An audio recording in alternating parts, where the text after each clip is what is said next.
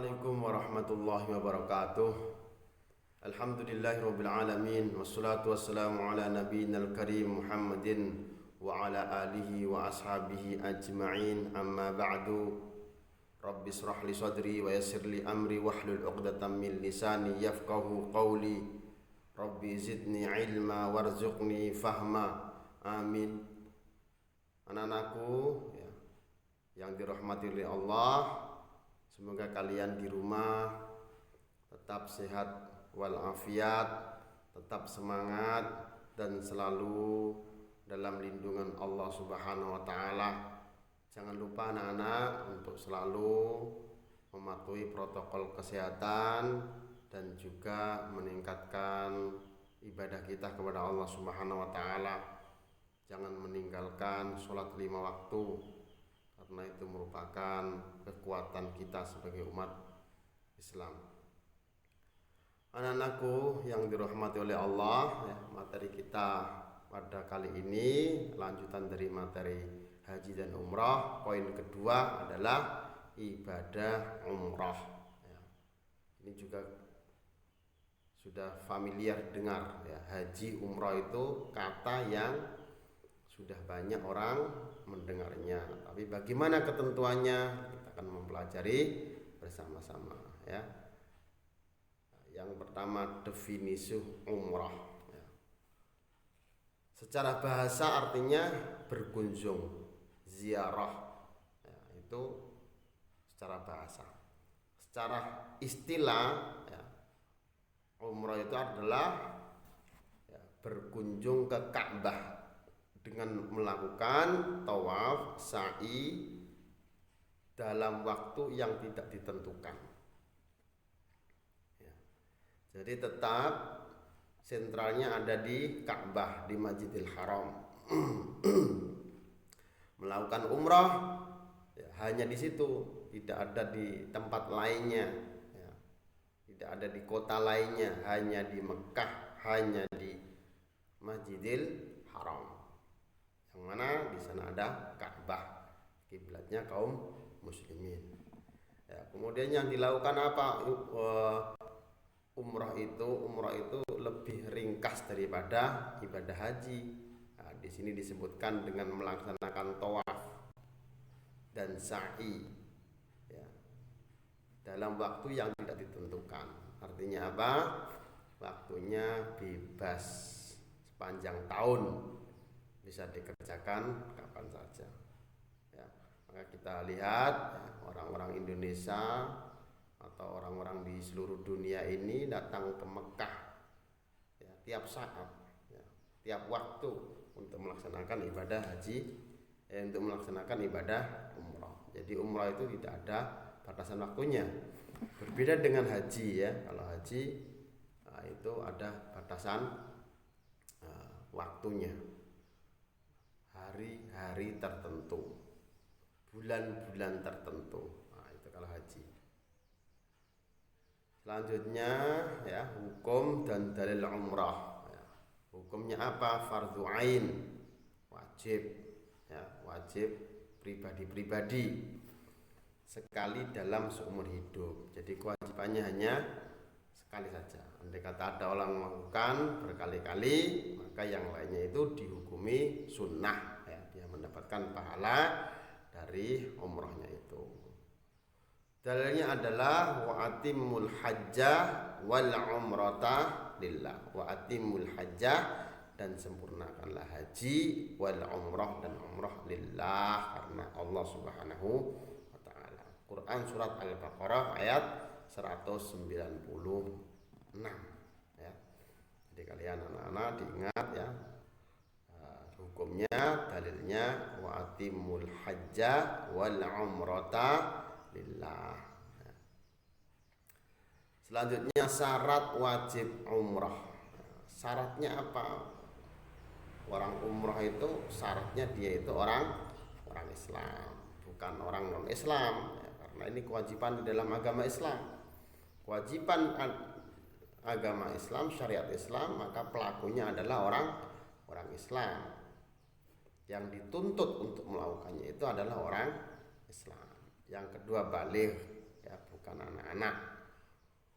Yang ketiga berakal, ya, artinya bukan gila, bukan pikun, ya, bukan orang yang hilang ingatan, tapi berakal, normal, waras. Ya. Kemudian merdeka, bukan budak, bukan hamba sahaya, merdeka. Ya. Ini syarat wajib umrah. Selanjutnya adalah rukun umrah. Ya, sebagaimana kalian sudah mempelajari ya arti rukun. Rukun itu suatu ketentuan ya yang harus dikerjakan pada saat melaksanakan ibadah tersebut. Ya. Jadi contohnya orang sholat, rukunnya apa? Ya, rukunnya ya takbiratul ihram. Rukunnya membaca Al-Fatihah, rukunnya ruko sujud, nah itu rukun.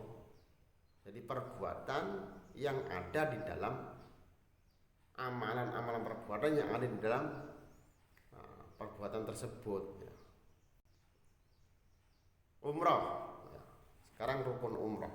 Apa yang harus dilakukan oleh orang yang umrah? Apa amalan-amalan ketika dia melakukan umrah? Ya, yang pertama ihram. Ihram, pakai baju, ditandai dengan pakai baju ihram dari miqat makani, ya, dari miqat makani yang kemarin sudah kita mempelajarinya, ya. Kemudian membaca niat umrah, ya. Kalau niat haji, ya, beda dengan niat umrah. Ya. Kemudian dari tempat miqat itu menuju ke Mekah. Ya. Menuju Mekah untuk apa? Melakukan tawaf, memutar Ka'bah, mengelilingi Ka'bah 7 kali. Setelah selesai tawaf, kemudian melakukan sa'i, ya, berjalan berlari kecil dari Bukit Sofa ke Bukit Marwah sebanyak 7 kali. Yang keempat adalah tahallul. Nah, setelah melakukan sa'i kemudian keluar dari komplek Masjidil Haram biasanya, ya, kemudian cari tempat tukang cukur, ya.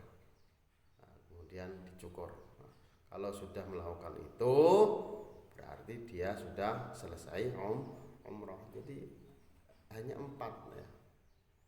Ihram, kemudian tawaf, sa'i dan tahallul.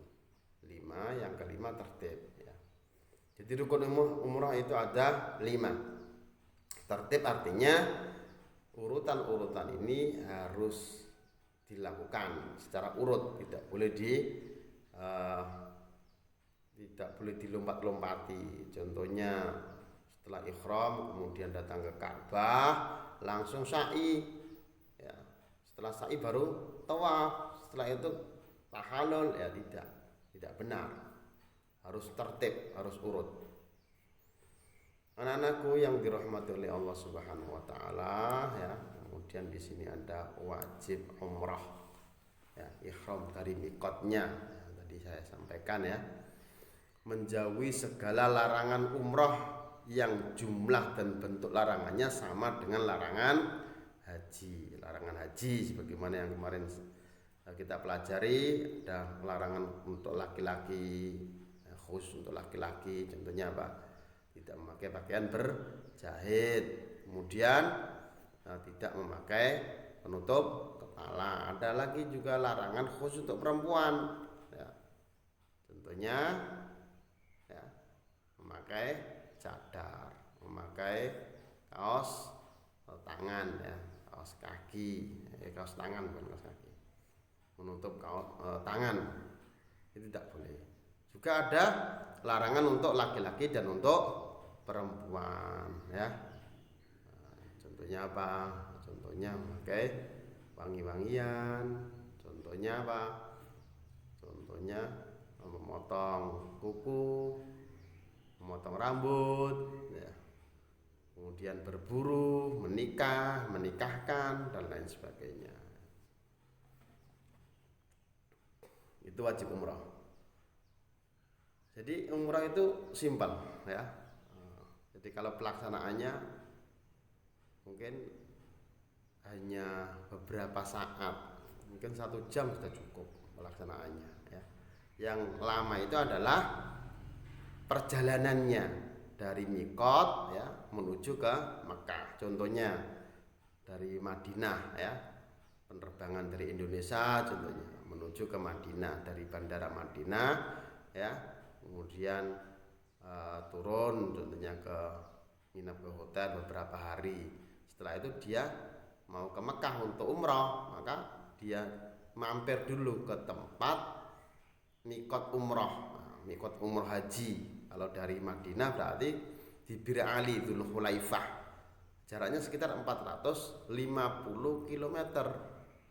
Jadi di Bir Ali itu ya, pakaian yang berjahit diganti dengan baju ihram, kemudian niat ihram ya. Setelah niat ihram kemudian naik bis lagi ya, dengan baju ihram itu naik bis lagi menuju ke Makkah. Nah, perjalanannya 450 km ini membutuhkan waktu berjam-jam. Nah, selama perjalanan itu kita membaca talbiyah, membaca doa-doa lainnya juga bisa. Sunnahnya membaca talbiyah.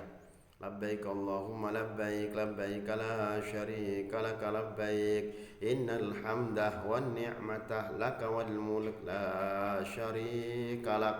Itu dibaca terus menerus ya, berjam-jam sampai ke Mekah.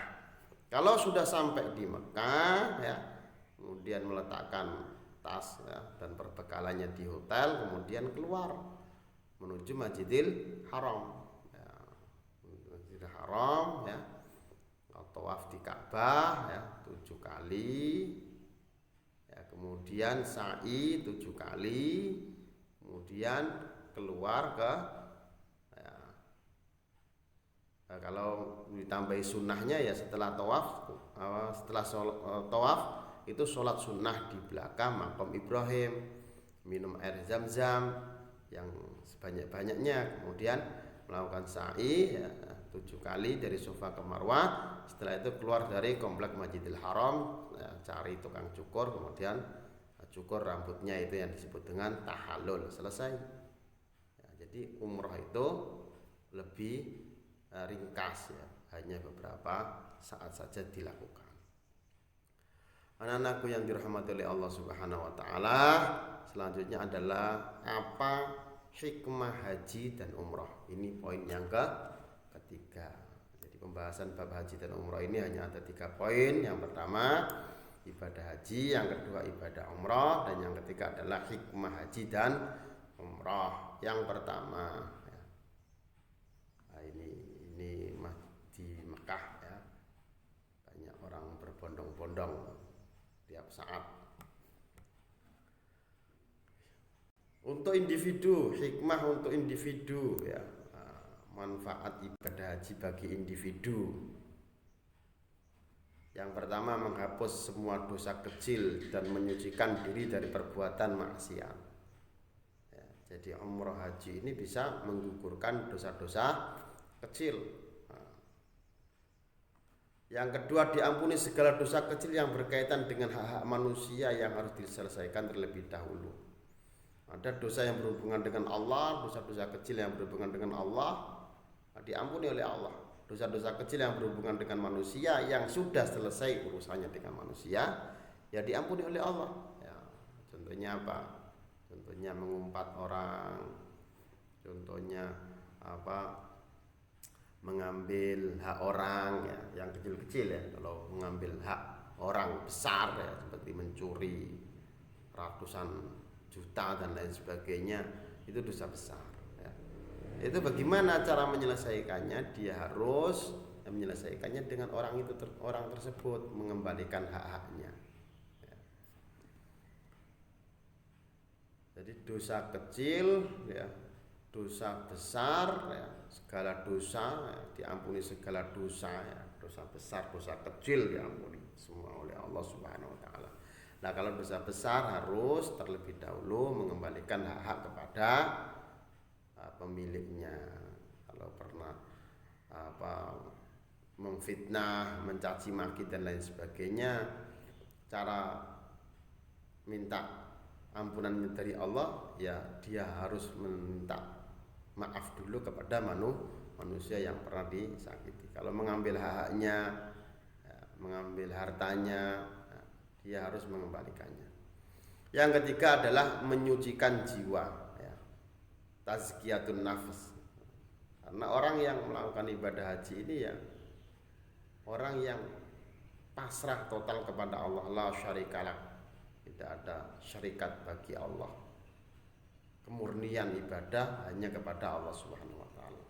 Sebagaimana ibadah-ibadah yang lainnya juga tujuan salah satunya adalah menyucikan jiwa. Haji umrah itu juga mensucikan jiwa, meningkatkan keimanan kepada Allah Subhanahu wa taala. Tandanya apa? Dia melakukan haji umrah itu tandanya iman. Jadi orang yang melakukan amalan-amalan kebaikan otomatis imannya akan naik. Kalau orang melakukan amalan-amalan kemaksiatan, imannya akan turun. Al-imanu yazidu bitta'ah. Iman itu tambah dengan ketaatan, wa yanqusu bil maksiyah, dan kurang dengan kemaksiatan. Mengingatkan akan jihad Rasulullah sallallahu alaihi wasallam yang telah menyinari dunia dengan amal soleh.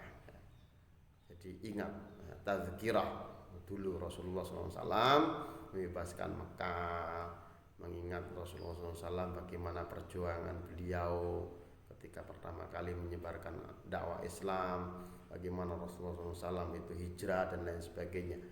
Orang datang ke Mekah, otomatis dia harus mengenang itu apa yang terjadi di tempat itu.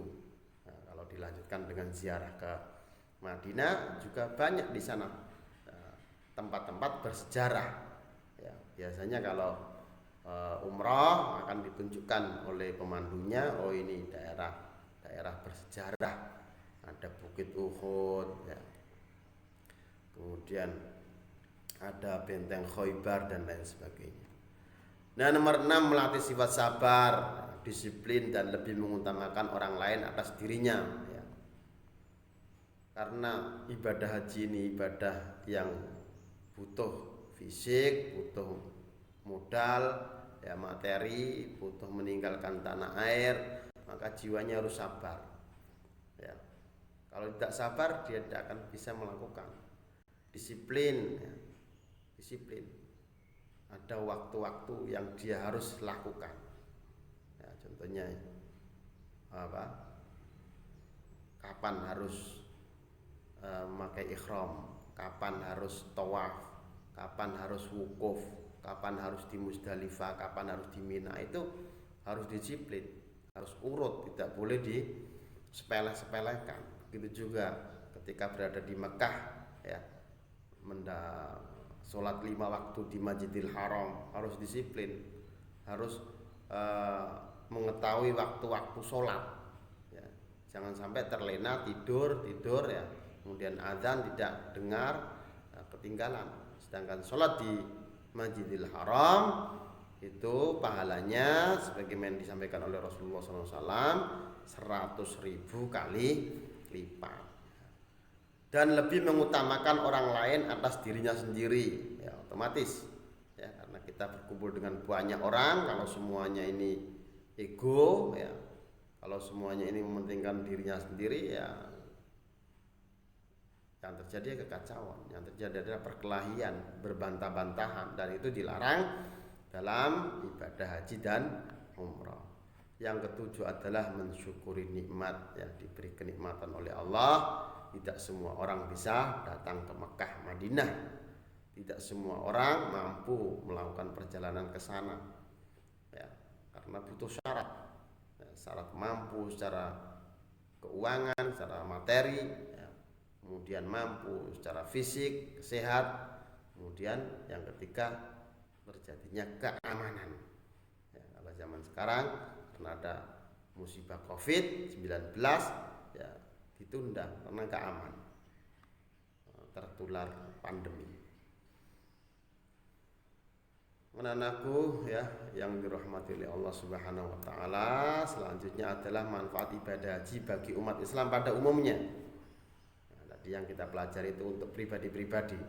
Nah, ini untuk orang Islam seluruhnya. Bagaimana menciptakan rasa persatuan dan kesatuan umat Islam di dunia.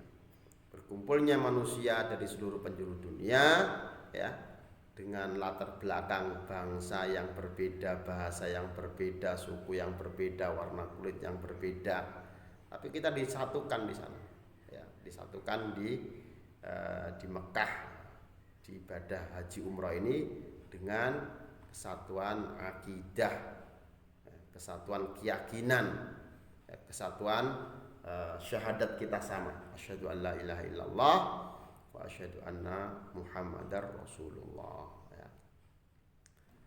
Itu yang pertama. Yang kedua, manfaat ya, mempererat tali persaudaraan bagi umat Islam di seluruh dunia.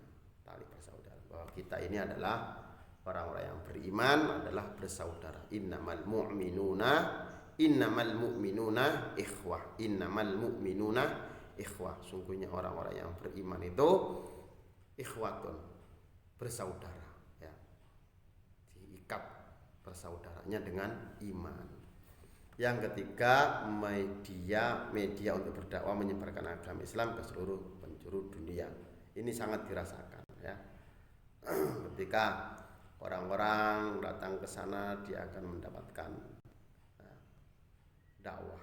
Banyak orang-orang yang mengajak, banyak di sana itu diadakan pengajian-pengajian baik oleh pemandu kelompoknya ya, yang datang dari Indonesia contohnya, atau juga ada